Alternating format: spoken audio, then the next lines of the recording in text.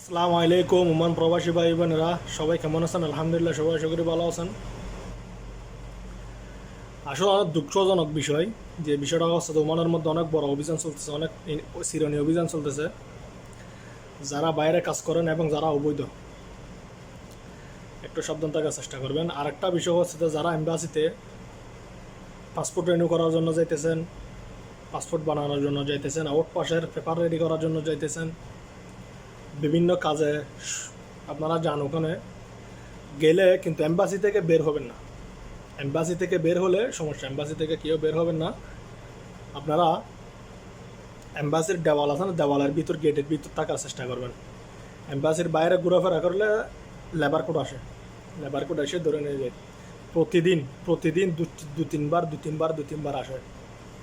তার জন্য সবাই যারা যান ওখানে সাবধান থাকার চেষ্টা করবেন। আর একটা বিষয় হচ্ছে যে যারা বাইরে কাজ করেন তারাও সাবধান থাকার চেষ্টা করবেন। কি জন্য?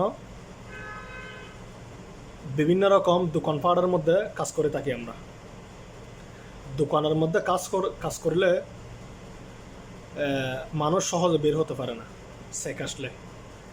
যেমন ক্যাফেটেরিয়ায়, যেমন সুপার মার্কেট, বিভিন্ন রকম হোটেল, বাতার কাবার আর হোটেল, এগুলাতে চেক বেশি আছে।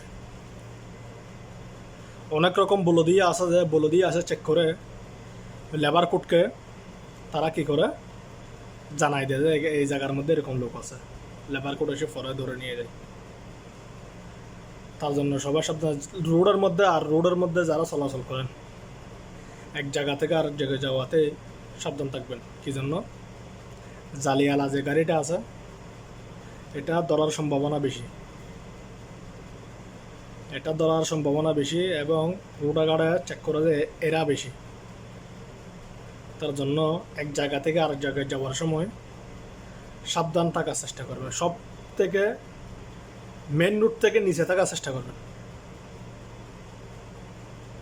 যাতে তাদের নজর একটু কম আসে। যারা অবৈধ তাদের কথা বলতেছি, যাদের বিষয় পতাকা আছে তাদের কথা বলতেছি। তো অনেক মানুষ রাত্রেও অভিযান করে, অনেক মানুষ ধরে নিয়ে গেছে।